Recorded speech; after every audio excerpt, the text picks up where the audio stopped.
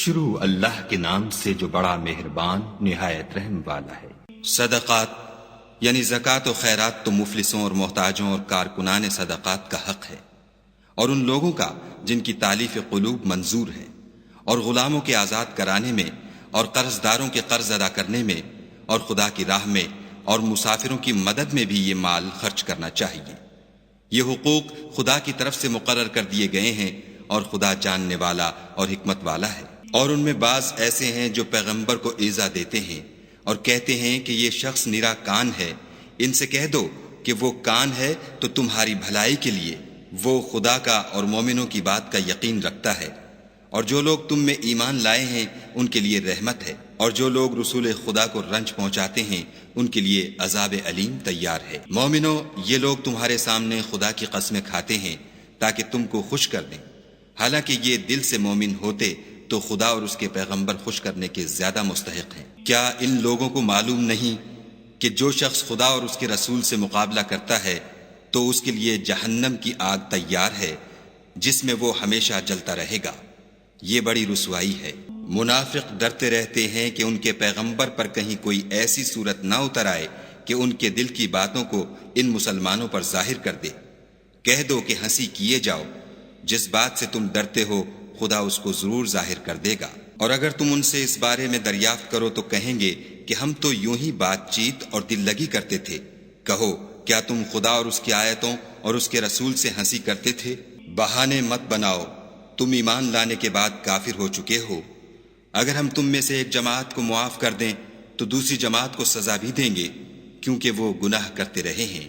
منافق مرد اور منافق عورتیں ایک دوسرے کے ہم جنس یعنی ایک ہی طرح کے ہیں کہ برے کام کرنے کو کہتے اور نیک کاموں سے منع کرتے اور خرچ کرنے سے ہاتھ بند کیے رہتے ہیں۔ انہوں نے خدا کو بھلا دیا تو خدا نے ان کو بھلا دیا، بے شک منافق نافرمان ہیں۔ اللہ نے منافق مردوں اور منافق عورتوں اور کافروں سے آتش جہنم کا وعدہ کیا ہے جس میں ہمیشہ جلتے رہیں گے، وہی ان کے لائق ہے، اور خدا نے ان پر لعنت کر دی ہے اور ان کے لیے ہمیشہ کا عذاب تیار ہے۔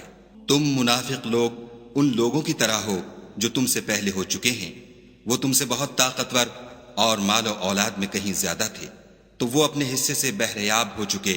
سو جس طرح تم سے پہلے لوگ اپنے حصے سے فائدہ اٹھا چکے ہیں، اسی طرح تم نے اپنے حصے سے فائدہ اٹھا لیا، اور جس طرح وہ باطل میں ڈوبے رہے اسی طرح تم باطل میں ڈوبے رہے۔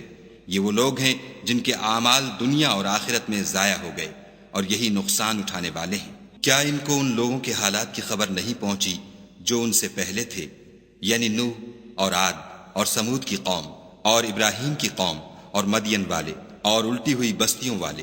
ان کے پاس پیغمبر نشانیاں لے لے کر آئے، اور خدا تو ایسا نہ تھا کہ ان پر ظلم کرتا، لیکن وہی اپنے آپ پر ظلم کرتے تھے۔ اور مومن مرد اور مومن عورتیں ایک دوسرے کے دوست ہیں کہ اچھے کام کرنے کو کہتے اور بری باتوں سے منع کرتے، اور نماز پڑھتے اور زکوٰۃ دیتے اور خدا اور اس کے پیغمبر کی اطاعت کرتے ہیں۔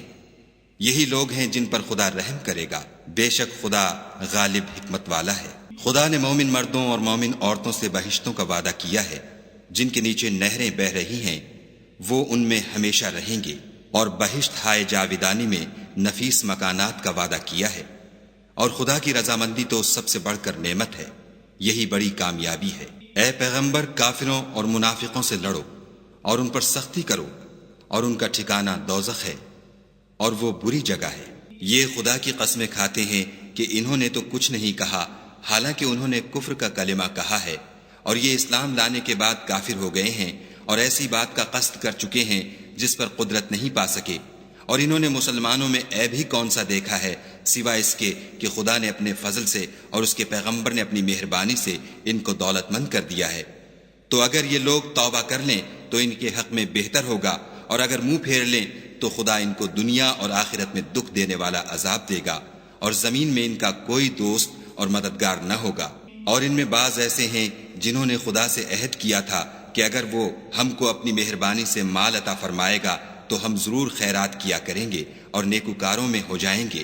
لیکن جب خدا نے ان کو اپنے فضل سے مال دیا تو اس میں بخل کرنے لگے اور اپنے عہد سے روگردانی کر کے پھر بیٹھے، تو خدا نے اس کا انجام یہ کیا کہ اس روز تک کے لیے جس میں وہ خدا کے روبرو حاضر ہوں گے ان کے دلوں میں نفاق ڈال دیا، اس لیے کہ انہوں نے خدا سے جو وعدہ کیا تھا اس کے خلاف کیا، اور اس لیے کہ وہ جھوٹ بولتے تھے۔ کیا ان کو معلوم نہیں کہ خدا ان کے بھیدوں اور مشوروں تک سے واقف ہے، اور یہ کہ وہ غیب کی باتیں جاننے والا ہے؟ جو ذی استطاعت مسلمان دل کھول کر خیرات کرتے ہیں، اور جو بیچارے غریب صرف اتنا ہی کما سکتے ہیں جتنی مزدوری کرتے اور تھوڑی سی کمائی میں سے بھی خرچ کرتے ہیں، ان پر جو منافق طعن کرتے اور ہنستے ہیں، خدا ان پر ہنستا ہے اور ان کے لیے تکلیف دینے والا عذاب تیار ہے۔ تم ان کے لیے بخشش مانگو یا نہ مانگو، بات ایک ہے۔ اگر ان کے لیے 70 دفعہ بھی بخشش مانگو گے تو بھی خدا ان کو نہیں بخشے گا، یہ اس لیے کہ انہوں نے خدا اور اس کے رسول سے کفر کیا، اور خدا نافرمان لوگوں کو ہدایت نہیں دیتا۔